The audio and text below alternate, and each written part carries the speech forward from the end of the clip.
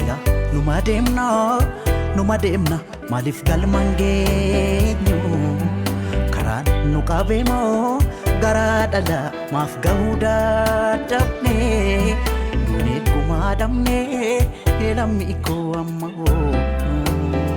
game oroon nu tammaate saba koof mawoonu gabe duunee gumaa dhabne lammi koo amma game.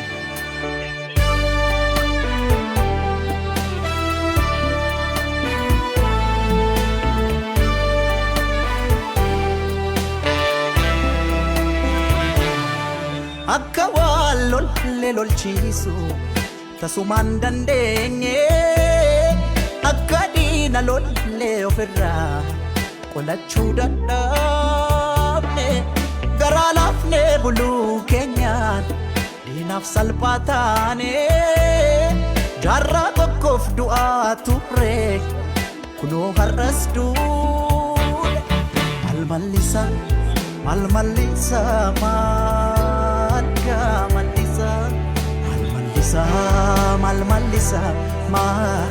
malmallisa tokkoon du'a tokkoon ajjeesisa dhufaa darba nu hinnumaan cabsa keenya malee sanuma saneessa malmallisa keenya malmallisa.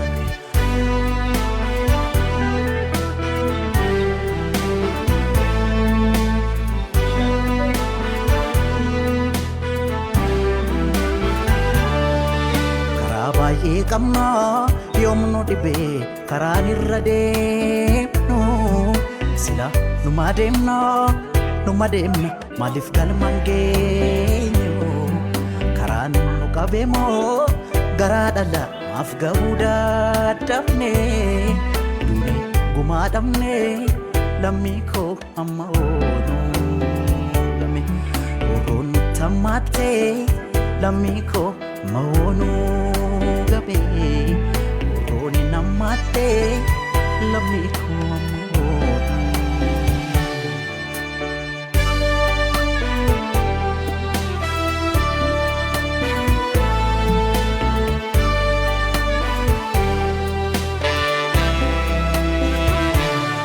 Hayyuuf gootame qarjoomne kunoo har'a geenye annooleef calanqoorra tarraan bishooftuutti raajii taane garaa laafne buluu keenyaan diinaaf salphaa taane waggaa dhibbaaf du'aa turre kunoo har'as duune malmallisa malmallisa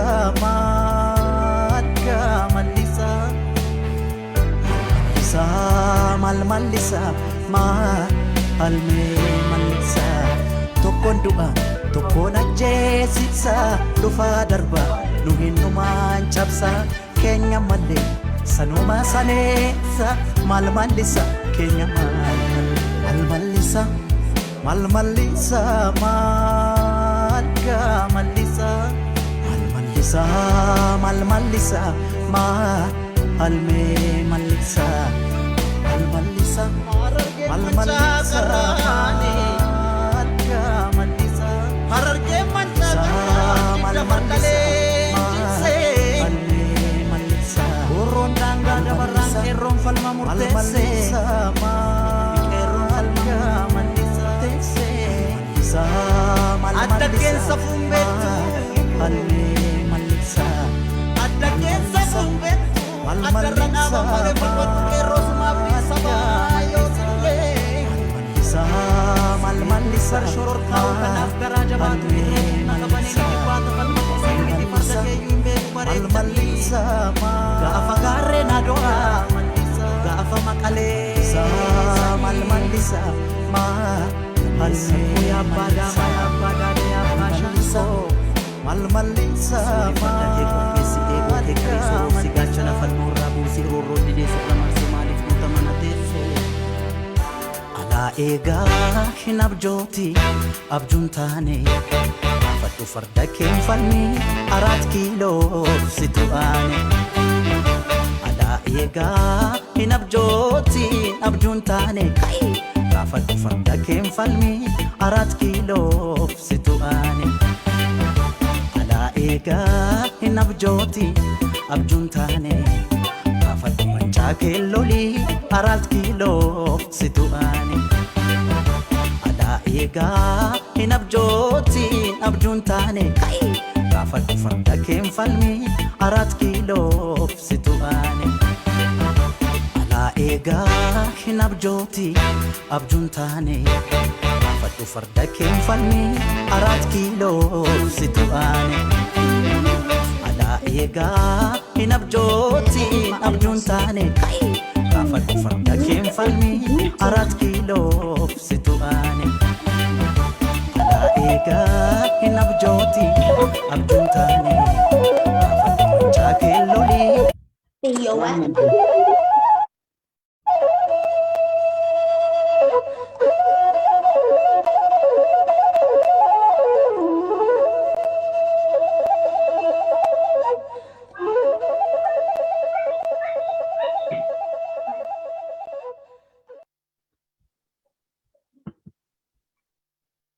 Ayyee galatooma waan daawwattuu fi kanumaan jedha. Ayyee obbo Girmaa Gammadaa irra deebinee guddoo ulfaadhu jennaa beekumsa irratti beekumsa si haa kennu harka keessa fayyaa si haa kennu asumaanis sanan itti dabaluu karaa teknikaa kanaan ogeeyyii hedduutu nu gargaare har'allee karaa Facebook live akka dabarsinu akkasumas Zoom teknikiidhaan nu gargaaraa jiru obbo Zalaalam Nagaasaa atis fayyaa argadhu akkasumas jalqaba irratti seensa irratti yoo argitanii jiraattan yaadannoo kanaaf slaayidii qophaa'ee dhiyaachaa ture jira warri turtanii dhuftan nageenye dhuma irratti itti deebina innillee dhaamsa guddaa qaba isas kan nu qindeesse akkasuma obbo Zalaalam atillee fayyaa argadhu ulfaadhu jechuun barbaada amma yoo argitan sirboota qaba viidiyoon kun Oromoon har'aa wal geenye warra dhume saniif boo'uu fi miti boo'ichi homaan fidu Oromoon akka aadaa isaa kalee akka sirna gadaatitti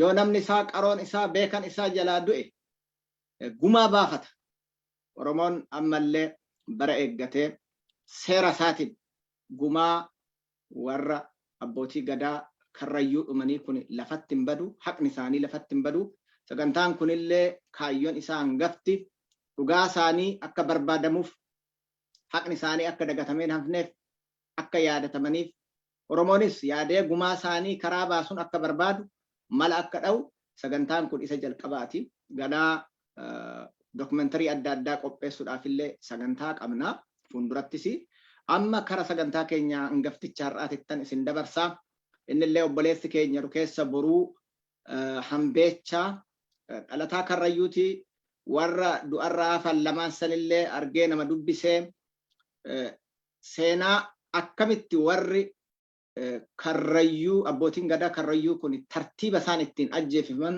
akka nu seenessu yookaan nu himu daqiiqaa 20 sii qabeen jira obboru keessa dhiyaadhu nu dhiyeessi seenaa akkaataa itti warri kun dhuman galatoo.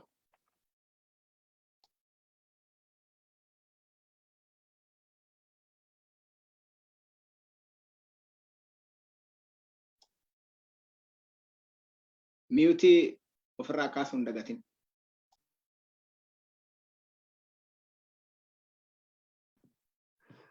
Ayyee dhageessanii sagaleen tiyya hin jirti.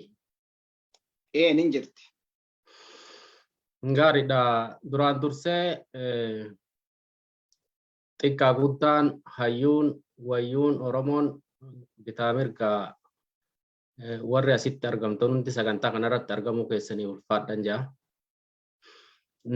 Sanirralleen immoo sagantaa kana yaadannoo warra gadaa dhumee kana itti yaaddanii Oromoonni warri ala jirtan warri gumii waaqeffannaatii fi warreen amantiilee Oromoon hordofu hunda keessa jirtanuu mataa walitti qabattanii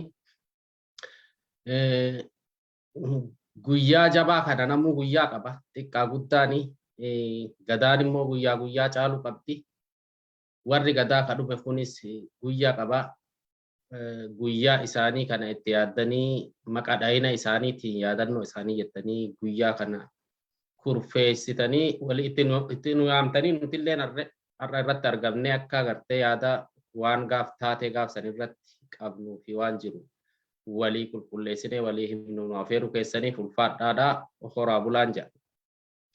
Kanatti aansuudhaan dhumaatiin yookaan gonofamuun warra gadaa michillee kakarrayyuudhaa har'a erga taate ji'a tokkoo fi bultii 23 ta'uu isaati walumatti gara bultii 53 jechuudha 53-54 taateen tun bitaanis mirgaanis ni himamti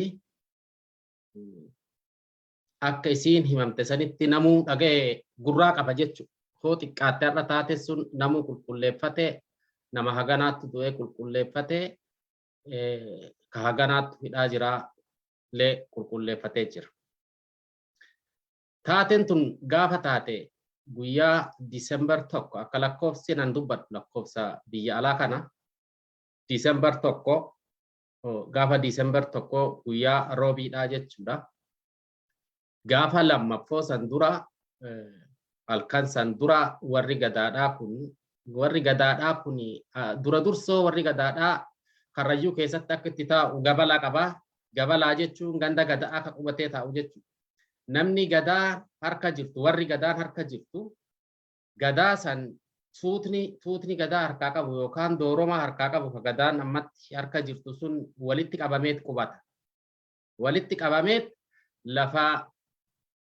lafa Karrayyuudhaa san gara diinatti aantun bakka ittisa isii feesiftuun bakka humna jabduu kuufamtuu isii feesiftuu qubata. Ka qubatu kuni tuutumti gadaa michilleedhaa guutuun xiqqaa guddaan buqqa'een qubatu warra muraasatu gadaa san keessaa warri tabarootti qabu dandeettiitti qabu gartee horiifis waa hundaafuu namas tikaafis ta'u itti qabu mataa walitti qabatee gabala ni gabala jechuun bakka tokkotti walitti qabamee qubata jechuu ganna 8 san akkuma sanitti jiraata jechuu hanga gadaan sun irra dabartee dooroma isaa gadaa isaa dabarsee tuutatti aanuuf kennutti. Haala kanaan gabalaa lamaatu jira Karrayyuu keessa. Sababni isaa Karrayyuun gaafa gadaa isaa oofatu tuutni 5tu jira gadaa keessa akkuma Oromoo bakka biraa akkuma beekamu bakka hunda beekamu bakka jirtus bakka baddes taatu gadaan tuuta 5 qabdi tuutni 5 sun bakka hunda numa jira bakka hundeen gadaadhaa jirtu tuuta 5 qabu san Karrayyuun bakka lamatti adda qoodetti bakka lamatti adda qoodetti baasoo fi dullachatti baasoo fi dullacha gosa Karrayyuudhaa lamaanii adda qoodeeti qubsumaafis ittisa biyyaatiifis akka taatu gara qubata. Tokkos gara gabalaan tokkos qarqara lafaa bakka diinatti ofirraa eegu bakka diina daangessu. Gabalaan kunis karaa biraa bakka karaa diina biraa daangessuu qubata. Kuni wanni godhamuuf gabalaan ittisa biyyaati. Warri gadaadhaa warri dooroma harkaa qabu dalagumti isaatu warri gadaa guddaan territorial integrity lafa sanii tissu olii bultii uummata sanii tissuu qofa odoon hin ta'in hamtuu toltuu biyyattii sanii hoogganuu qofa odoon hin ta'initti biyya san diina alagarraa tissuu waan taateef bakkeen diinatti tissan bakka diinanitti wal gahan waan taateef qarqara kana bakka lamatti adda qoodamee qubata jechuudha. Gadaan takkuma jira. Gadaan michilleetu dooroma qaba. Gadaan michillee Karrayyuu kun bakka lama jira. Tokko bakka baasoo qarqara jira. Qarqara Afaarii fi Karrayyuu jettu jira. Tokko kadullachaati. Kadullachaa kun qarqara lafa Amaaraa Horgobbaa fi Amaaraatii fi Karrayyuu hedduu jira. Gabalaa namarraa dubbannu ka warri gadaadhaa irraa dhume kuni gabalaa tuuta michillee kadullachaa kakaarra yookaan lafa mootoma jedhaniin uumumaafuu lafa Karrayyuun bokkuutti magarsu tuutni shananuu bakka tuutni shananuu lafa tuutni shananuu bokkuutti magarsu lafa sanii qarqara lafti sun cinaa takkaan gara Amaaraatiin walilleen ejjettu durii garuu amma oofanii waan bira ga'aniif waan walitti ejjettuuf lafa sanis tikaaf jecha achi qubatee gabalaan kun achi jira. Bakka sanitti gaafa guyyaa lammaffoo Disembar tokkoon dura jechuun halkan kaleessummaadhaa isaan waa kadhaa akkuma beektaa warri gadaan bulu irra guddaan isaa amantii gartee taruma uumaa Oromoon itti buluu san tanuma duraan saniin bulaa waaqeffataadha irra guddaan haa jiraatu amantii biraa ka hordofus keessa namni aanuma jijjiraatu baraaf malee. Kanaafuu aadaa sirna gadaa keessatti waa kadhaan hoggaa qophooftu sirna amantii waaqeffataatiin qophoofti akkasitti qopheeffatanii waa kadhaarra bulan waaqa kadhannaa jechuudha. Waa kadhaa jechuun silaa jechuu ufuma ibsa. Ibsan barbaadu Oromoon hunduu nu baata waa kadhaa sanirra bule warri gadaa kun homaa ofirraa quban qabu. Dinniina tokkoon qabu mootummaan nu lolaa ofirraa quban qabu wanni inni ofirraa eegu hoo jiraatte bakka duraan eeginsaa qubate san halaalaa yoo diina kana ofirraa eege sanillee bakka bubbatti walitti dhufan malee gandatti hori'ee naman qabu uummata akkasitti gartee gabalaa akkasitti humna godhatee gartee qubatee taa'uu diinni oollalleen sodaadhaaf gartee bakka san lolaa fi horiisaaf hin dhufu gaa nama horii bobbaase fa'aati kaafuu akkasitti jee malee. Kana mootummaan roobii Disembar tokko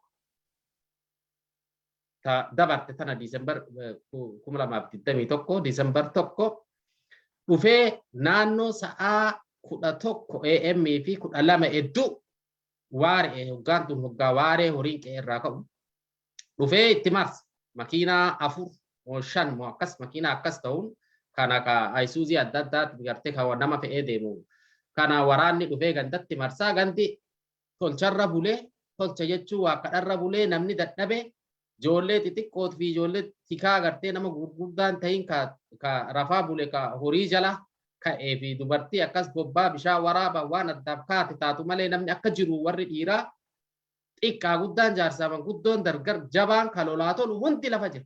Asitti lafatti nama qabee namni mootummaa ofirraan eegu mootummaan diinaf nu lola jee ofirraan eegu gogoo diinni nu marse jee qawwee ofirraan dha'u gabalaadha akka hidhatee meeshaa ofii duraanuu lafa ofii tikaaf gartee meeshaa qabatee jiru kana dhufeetuma mootummaan itti marsee gogoo ormi maal barbaadar isin barbaannaa mariif barbaadamtanii mootummaatti isin barbaadaa ka'aa je'eeti nama walitti dha'uu jalqabee aboo maaliree wanni fidaa meeshaa keessanillee meeshaa maan irraa guurtarree mootummaa isin barbaadaa isin maaliidha maali amma ganda keessa gugatanii ka diqqoo rincice kan meeshaa hunda namarraa guuranii walitti qabanii makiinaa wattaadarri marsee deemu kanaan marsanii fe'anii duubaa kun marsaa kun dura deemaa oofan amma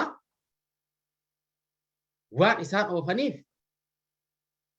hanga amba gootti ifaan afaanin marii jalli bubbuttaa gara kaanin meeshaa namarraa guuranii lola akkanaan beeku nu loluuf akkan je'ee namni lubbuudhaaf erga ka dhumnu doslaa dhuma beeke namni qawwellee ofirraa didha akkitti dhiyaan illee nammoo hin jirtu maatii xiqqaa guddaa sa'aa nama keessatti dubartii ijoollee keessatti yoo namni akkasitti fira fakkaatee dhufee gartee mootummaa biyya bulchuuf fakkeessee qaama seeraa fakkeessee sitti marsa wanni ati godhuu dandeessu hin jirtu gootaa miti gartee abbaa feete hoo taate wanni ofii gootullee hin jiru mallillee siif hin galu balaa san oolchuudhaaf wanni ati gootu meeshaa kan kee ofumarraa itti kennitee mootummaa si barbaada je'an gaa'ii gara si fe'an fe'amuudha hin fe'ame jechuudha. Warri gadaa michillee dullachaa nama 40 je'an gaafsanii amma namni kun ka du'es lakkoofnee ka hidhaa jiru ka amma ba'es walitti lakkoofnee lakkoofsi isaa 39 dhufe nama kana fe'anii makiinaadhaan oliin qajeelan lafa fe'an sanirraa gara olancitiin mataa haraatti gateetti jirti Adaamaa gara jaleedha. Fuula san karaa sanii makiinan ol qajeelee odoo achiin gahiin lafa gartee dhakaa nyaaqoo jedhaniintu jira. Lafa dhakaa nyaaqoo kanatti dhaaban. Lafa hedduu dhakaa nyaaqoo amma 55 illee ni ja'a warri karaa san yaa'u garuu nuti lafa maqaa dhakaa nyaaqoo jennaani 55 waan yaabnuuf hin qabnu garuu lafa maqaa akkasitti illee hin beekan jechuudha. Lafti suni lafa sanitti dhufanii nama harcaasanii nama kana harcaasanii amma maltuudha. Hedduu tanatti karaa kanatti eessa isin keessa warri haroo qarsaadhaa eenyu fa'a? Maaliidha? Kana nama lafatti rirritanii ciciisaa jedhanii makiinuma kana keessattuu tololla'amni tokko dararaan hin mul'atti kun hin dhaaddata amma har'a isin agarra har'a isin fitna je'a amma gaa akka dubbiin tolaan jirre dubbiin gara mootummaattis gara gartee mootummaan nama yaamee mariif deemus akka jirre amma gaa namaa galte namaa galtus meeshaan irraa guurame ka marsee fe'ee nama oofu kun waraana mootummaati waan ta'uun qabu gaa harka waraabessaa seene jechuudha. Tuutni gadaa michillee ka dullachaa ka dhiirti meeqa keessa jirtu silaa tokkichi ittisaan tokkichi nama odolola beekatee lolee gartee ka biyya ittisuu danda'u fakkeessa jiru rabbiin akkasitti tasa goottota michilleedhaa harka diina inni ofirraan eegne naqee ka afaan Oromoo dubbatu naqee akkasitti gadi naqan fidanii dhakaacha naaqoo lafa dhaka funyaan dhagaa naaqoo jedhanii tanatti gadi naqanii asitti gadi naqaniiti ciibsanii ciciisaa jedhanii nama kana lafatti gaggara galaa ciciisaa jedhanii mataadhaan lafatti nama gaggara galchanii ciciibsanii isin warra haroo qarsaatii fi warra maalotti ka jiru addaan guuranii nama 16 irraa fo'an. Amma ka fuudhan naannuma sa'aa 12 isiniin jee gandarra. Naannoo sa'aa 12 PM guyyaa wadhakkaa jechuudha. Amma asuma ciibsuu fi asii gartee lafa nyaaqoo tana ciibsanii akka nyaaqoo kana ciibsanii adda fo'uu fi namoota kana daddararuu akka nama waa gaggaafatu godhuu fi wal ququnnamuu bilbilaa fi maalii hedduu kana deemu hedduu sa'aatiin deemte amma gara lixa achi deemte gara sa'aatii 6 sa'aanet reefuu wal gahiitti jalqabne kana jechuudha 6 PM gara sa'aa 6 galgala lixa aduu jechuudha gara lixa aduu qajeelte erga lixa aduu qajeelte kana booda amma nama 16 ka booda fixan kana adda fo'anii warra haroo qarsummaan adda fo'anii warra haroo qarsaatii kan ta'in isasuma keessa waan darban itti darbanii itti dhanii nama 16 godhanii addaan qoodanii isin goraas gamana jedhanii Ayisuuzutti fe'anii kan gacciciisa jedhaniini kutanii kaan fuudhaniit lafa gaara meexxii biraa lafa gaara meexxii biraa ta'amma gara gartee lafti sun lafa aanole jedhanitti karaa aanole jedhutti deemutti hedduu tanatti gartee dhakaa jira lafa dhakaa tanatti namoota kana walitti qabanii nama 16 kana as qabanii achi qabanii as qabanii as itti dara amma waan isaan achi keessatti namoota sirratti godhan walitti bilbilanii bilbila kaan haasa'anii irratti wal falmanii namni isaan dubbisan namni kun hundi ciciisaa namni isaan dubbisan abbaa gadaa qofa abbaa bokkuudha nuti jenna abbaa gadaadha Kadiir Hawaas qofa qabanii olii gadiin deemanii akka nama waa gaafatu akka nama waa marammaru itti haasa'anii namni kun lubbuudhaaf olin jiru gajjette mataa keessa gadsiitanii gachiiftet gurraanni dhageessa waan isaan dubbatan isa olii gadi oofanii dubbatanii namni kun fe'ame Ayisuuzuu dabre kan booda hidhamu kuni kaasitti hafe kun amma sa'aa 12 fi sa'a 6 fi sa'a 7 jidduu galgala lixa aduutii fi gara waaritti achi deemu kana hedduu fixuu murteeffatanii erga fixuu murteeffatan booda amma namni gaa aboo jarri gaa kunoo hin dhageenya gurraan matallee gaa walitti dubbattu walitti hasaastaa mataan lafatti garagalte ol jettu dhiiticha sibiila qawweetti mata sadaffii situmanii kunoo hin dhageenya gaa haadheessinu gogo haadheessinu hoo hangumti gaadiini nu marsee nu marsus amma lip jette aduunis lixxe haadheessinu hangi bee haa ba'u hanga fixanaa fixanii tokkollee taatu gaafsanuuf ni hambifna hin dheessinu jeetti warri tuuta gadaadhaa duraanuma warri korma garaa hidhe jedhaniitu jira warra tika bokkuutti jira warri tika bokkuudhaa amma warra as keessa jiru kana warri kun warra bokkuu qaalluuti warra irbuu qabu warri korma garaa warra irbuu qabu warra nama dhiisi miseensa gadaa dhiisi yoo gartee bakka inni jiru sanitti bakka bokkuun jirutti yoo ibiddillee qabate yoo wanni feete buute achitti gubata malee nama qorara duubatti hin duun dandeenye dheessuun dhiisi teessuun waan achi fagooti. Nuti qorara duubatiinis hin dhumnu inis hin dheessinu walumarratti dhumna jedhaniitti dandeessu. Amma gaa namni walirra jarjara walirra murtee dhuunfaattis yeroo fudhatan amma hoggaan lubbuudhaa geesse hoggaa tana gaa namni tokko ka'ee fatara jee utaalee hoggaa utaalu tokkos ka bira jiru jara utaalee namni lamaan kun lubbuun ni ba'e lamaan kunuu wanni ba'eef hoggaa himan warri ba'e suni duruma abboota gadaa kana hin fixu jee namni isaanii mormu poolisii wayii achi keessa jira akkamitti nama qulqulluu nama afaan Oromoo dubbatu uummata gandarraa fuudhee nama humata kan balleessi meeshaa irraa fuudhee ilma Oromoo akkamitti finna boonu abbaa gadaa akkamitti finna bo ani ajjeesu harka kiyyaan qawwee itti dha'u jee nama wal morman ka gurraaniin dhagaan gaamataan gachiisanii gurraaniin dhagaan jira bakka namni kun itti aane jechuudha. Qarqara gara bitatti jiran akka isaan itti ciisan akka fuula isaan ciisan amma beeku saayizii qarqara tokko saayidii isaan beeku qarqara gara tokkotti nama hafe lamaan kana bakkeen nama ikiriifu nama isaanii mormu ka ajjeechaa jaraa garaan qabne san itti aane jechuudha. Hoggaa qawween dil gara abbaa bokkuutiin jettu. Warri abbaa bokkuutii fi warri korma garaa hidhee fi warri bokkuu qaalluudhaa walitti aananii dil billik qawween jettu duraanni ciisanii lafa golgolooftee baaruudni tarsaasaanii mul'ata. Jarri lamaan amma lubbuun ba'e kun ka'ee fatarak ta'ee namichi ka gubbaa jettu ittiin dhoofne qawwee. Poolistichi ittiin dhoofne namni lamaan kun mukatti uf diree qajeela hoggaa namni gugatee argu ka cinaa jiru. Kagaa hiriira galee nama 14 fixu kun gaa hundi tokko tokko matatti qabatanii bira yaajjetan. Duubaa itti dhaan halkanii lafti muka wayaa tana kukkutanii irraa buusanii namni waa fi kana saphansatti mukatti darbee lamaan sun ofirraa ka halkan yaa'u dhagaa san keessa ka halkan yaa'u bulee wayaallee ofirraa qabu hoggaa dhufu ganda dhufee halkan wadhakka naannoo sa'a 9 sa'a 9 akka Itoophiyaatti 3 AM jechuudha. Afaan garii waaqa bariidha bariisa achi garagalee suuta ganda cinaadhaan seenee nama ofitti yaamanii nama dhiiraa ofitti yaamanii abboo jarri dhume jara kaan gara dabarsanii beennu ka hafe gartee nama qawwee dil jettu hangi lamaan kun keessaa baane qawween ergasanii hin dillifti. Jarri dhume nuti gaa kunoo qullaadha. Manatti illee gara ol yaaduun hin qabnu wayaa wayii nuu fida.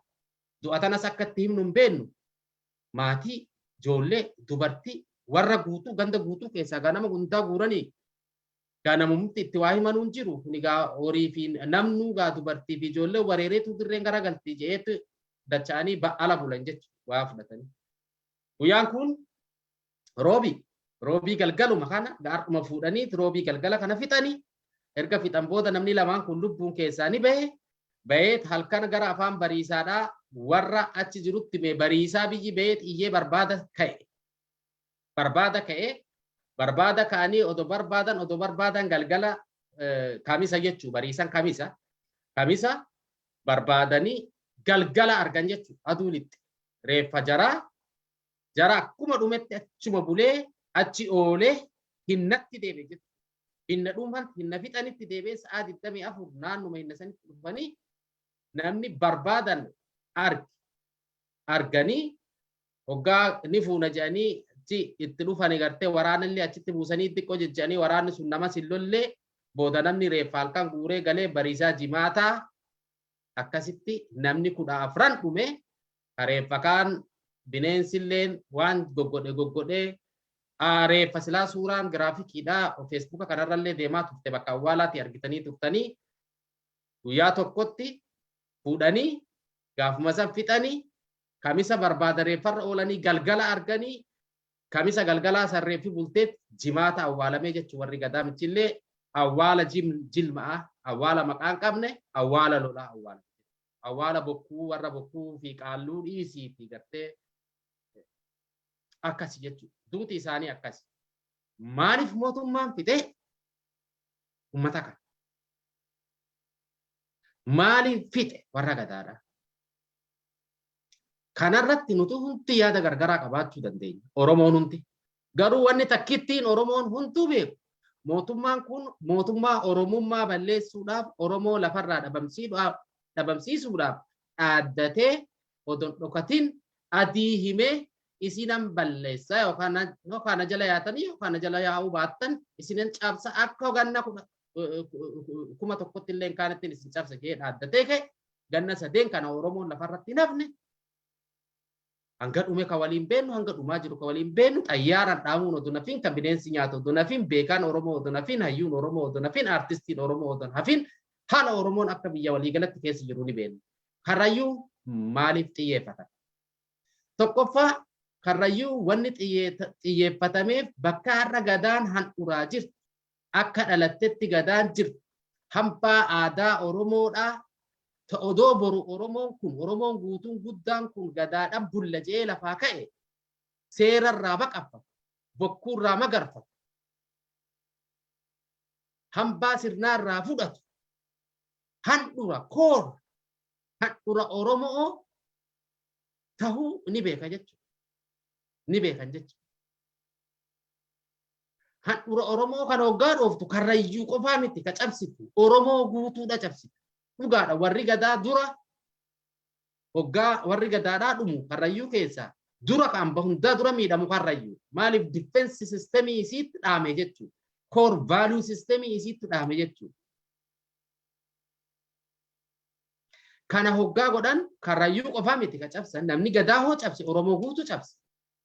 Lakki san qofaa miti jabaa Oromoo hoo cabsan Oromoo guutuu cabsan malee. Wanni jabaan Oromoo hamba dura du'uuf, wanni jabaan Oromoo hamba dura hidhamuuf ka faayidaan qabne jabaa kan ta'in ka baaluun hawaasa tokko walitti qabee itichee jiraachisu. Wanni sirna barbaachisaa ta'e harkaan qabne hoo taate wanni ati itti haajamtu hin jiru. Akkuma sabni itti haajamu diinilleen dura isatti haajama. Maaliif isa dhabamsiisu malee saba kana akka fedhetti godhuu hin danda'u jechuudha.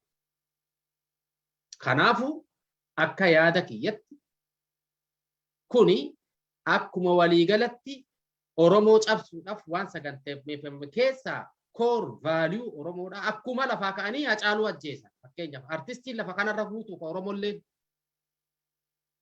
Oromolleen guutuu maaliif Hacaaluun ajjeefame?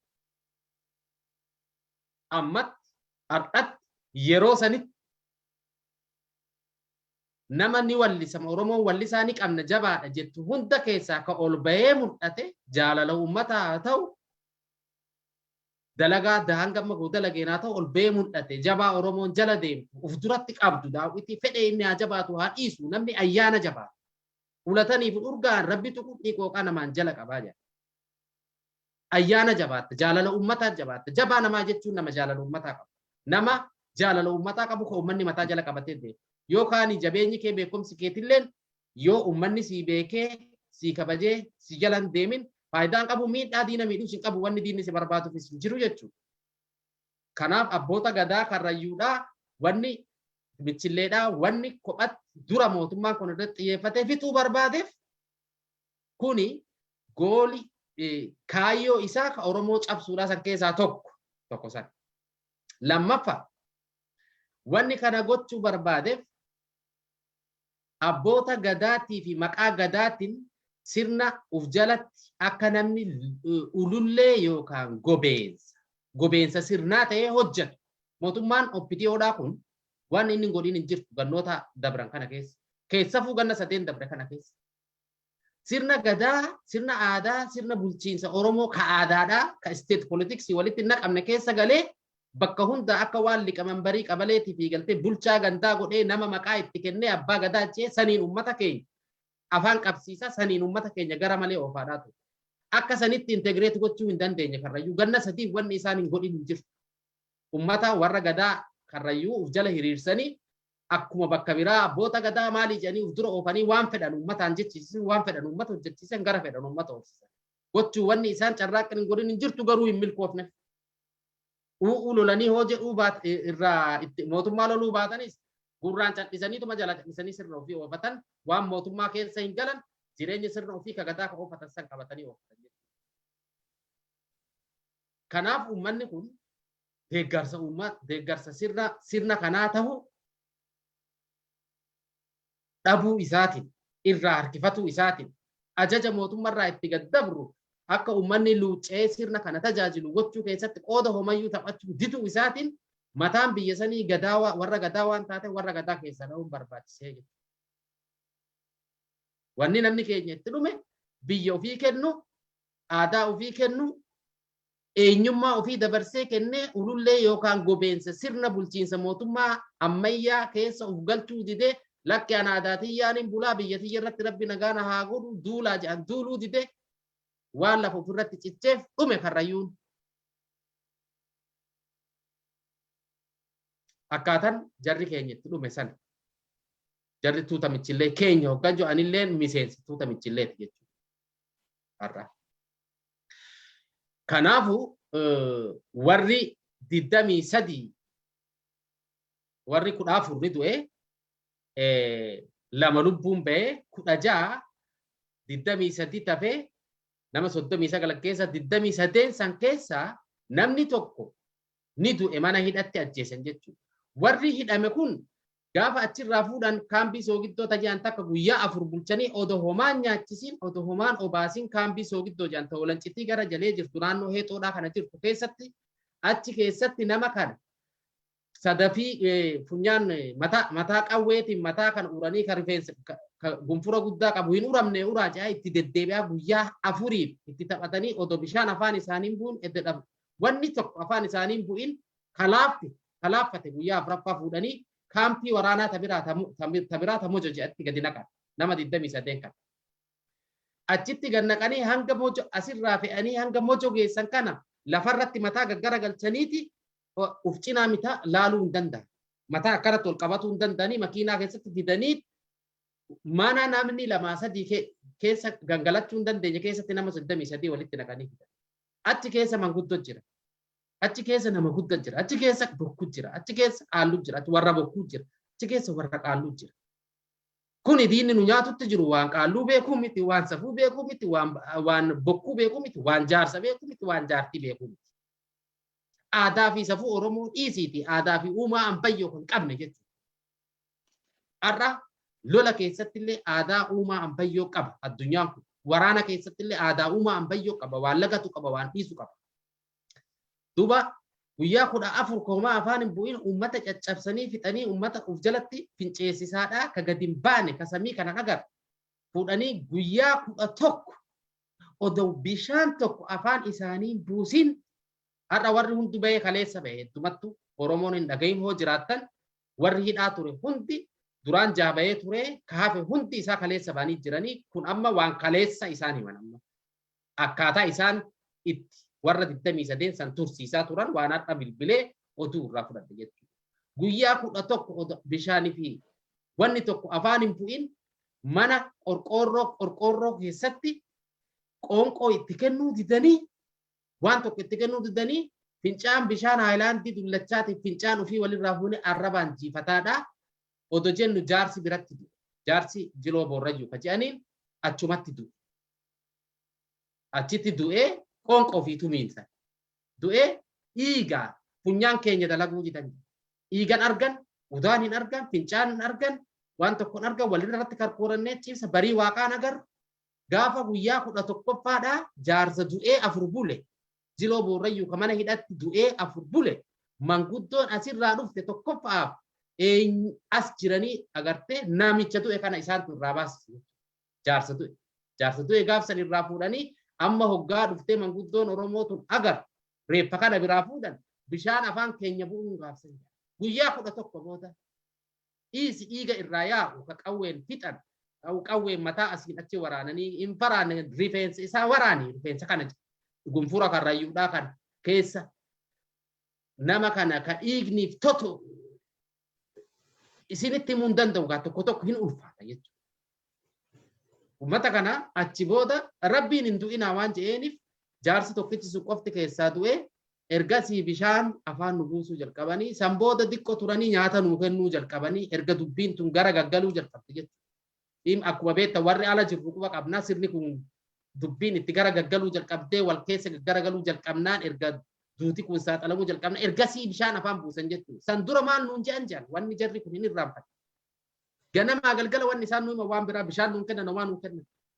Benziila qabatanii nutti dhufan jedhan bakka mana qorqorroo benziila qabatanii dhufanii laal guyyaadhaan isin eenna malee benziila kanaan akka fakkafne boolla takkatti isin nadhe isin fixnaa isinis teessan dhumicha. Wanni ganama galgala isaan nu qaraasisan wanni isaan isaanitti himan kana qofa. Abboo dhumnee baraa waggaa jaarsi tu'e sanfaa abboo dhumnee baraa jennee akka nama lubbuu qabu hafuura baafatuu danda'u tokkichi hoo keessaa jee haa maal taataniif isin fitne isin fituufi miti. Benzinaa bar benzinaan isin fitnaa isin gubuufi bar gubiinsa keessan eeggadhaa jechuudha itti qoosan jechuudha. Akkaataa sanitti warra gadaa fixanii ka jiru akkasitti itti qoosanii dhiiga isaanillee qoosan jechuudha. Ufii akkas godhanii kaan hidhanii ubbira kaanii gadi baanii waan isaan dubbatan addunyaan kun hundi quba qabdi jechuudha. Har'a harkaa baatee inni bokkuu qaalluudhaa iyyee inni bokkuu qaalluu ni iyye. Gadaan jiituun bokkuun jiituun warra eebbaati warra bokkuuti warra kuni warra gartee inni isaa hin badu odoo namni dhiise odoo Oromoon tokko falmatu baate odoo karrayyuun galee rafe har'a inni kun hin badu abbuu torbatti hin badu sanyii keessan si biqila mooraa si barbadeessa Kaati ar adalan abbu torbat sanyiti yana barbadeesse inni bokkuu qaaluu hin badu. Kuni namni sanyii Oromummaa gatii gadaadhaa xiqqashoo beeku waan akkanaa kana keessa ofitti hin galu. Dhiiga qaaluu bokkuu keessa hin galu. Har'a OPGO'n sadarkaa kanatti gadi buutee Oromoon ordinariin Oromoon beekan Oromoon jabaan laafaan kafitti osoo hin darfin hayyuu gadaa qaaluu bokkuu bakka tokkotti qabdee jim goote jechuudha. Waan takka qofa dogoggortame. Oromoon kun garna isii dura garna 150 chaaleenjii isii caalu hunda argee bira dabre gadaa karrayyuun gadaa ofii kiisa takkatti baadhattee hin deemtu jechuudha. Gabalaa tokko hoo isaan fixan gabalaa biraa jira. Abbaa bokkuu tokko isaan ajjeesan abbaa bokkuu 10tu jira. Nuti gadaa teenya kiisa takkatti qabannee hin deemnu jechuudha. Kan namni hoo kiisa sanurraa burke dhumte hoo nama tokkicha sanurraa ajjeesan dhumte lakki gadaa sirna namaa wajjin duutu hin qabne. Namni duraanis du'aa jiraataadha namaa wajjin duutu gadaa. Sirna gadaatis taanan caasan gadaatis akkuma sanitti jira. Nama du'ee nama bakka bu'u. Sirni gadaatis immoo isaan gadaa gadi fageessanii beekuu dhaburraa. Gadaa jechuu malee Oromoon gadaan bulee malee gadaan maal akka taate caasan gadaa Oromoon maal akka fakkaatu eessa jira? Hiddi eessatti jira? Bokkuun eessarraa biqila? Qaallu bokkuun eessaa dhufa? Hayyichi eessaa dhufa? Faajjiin eessaa dhufa? Waan irraa beekuu qabu jechuudha. Kanaaf gadaa balleessuu hin danda'an. I assure Oromoo people that. Gadaa balleessuu hin danda'an. Isi gadaa Oromoo guddoo isi karrayyuu keessa gadaa namni balleessuu hin danda'u hoo waaqni balleesse malee. Maaliif kiisa tokkotti baadhannee hin deemnu karra takka keessa hin galchinu. Ganda tokko keessa hin galchinu bakka hunda jira. Bokkuun bakka hunda jira, qaalluun bakka hunda jira. Kakuu dhaamame. Gosa bokkuun keessaa marru jira, gosa qaalluun keessaa magartu jira. Kakuu dhaamame, ka gadaa keessa hin jiru. Haala ciisu. Kanaafuu dubbiin tun waan irraa dubbatanii dhumtuu miti waa'ee gadaadhaan maal fakkaatti gadaan teenya akkamitti gadaa teenya akka isaan balleessuu hin dandeenye diina keenya ija guuttadheetiin afaan guuttadheetti hima jechuudha. Gadaa teenya balleessuu hin dandeessu. Opiidiyoon garuu janna keenya hayyuu keenya balleessi. Nama deebinee argachuu hin dandeenye nama ittisa biyyaa nama qaawa gurguddaa hawaasa kanarraa cufu ka Oromolleedhaaf boru waa dhiisee daba nurraa hir'ifte dhugaadha.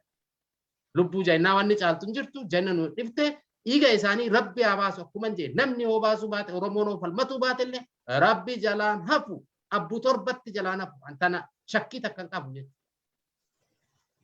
Akkasii Oromoo tiyya na hoffalchaadha wanni kun waan hoggaa irraa dubbatan xiqqoo onnellee nama tuqu dubbillee oniin irraa gatan taree walitti isin jalaa mammakellee na hoffalchaadha yeroos gaa waliin geggeenyaa laga kophaa ofii dhuganii maddisanii aganumatti irraa baa waan ani irraa fadhoo jiraatte as keessa ciifti ijoolleen tanaannoo sanillee hedduu jira na duuballee kunoo abbaan bokkuu dalleen inuma jira asumatti irraa isinii bu'aa ijarraa naambisaa na hoffalchaa beekaa hayyuu qaramee qatu as keessa jira gaa'ii odeeffannoon qabaa bakka saniittiin walitti ejjedhaa fi hangana carraa naa kennametti fayyadamee isinii ibsuu yaalee hanga taateefu isinii balballoomtu ta'uun abdadda gaa'ii horaa bula irraa bu'ee. Guddoo galatoomi obbo Rukeessa Boruu Hambeechaa dhugaa dubbachuudha fi seenaa tartiiban lafa keesse kun recorded ta'ee akka taa'u barbaanna. Maaliifi waan namarra ga'e yoo tartiiban kaatan eegasi waan san malatti barbaaddatanii akka gaaritti keesse guyyaa lama dura karaa miidiyaatiin obboleessi Abbaa Gadaa Kadiir Hawaas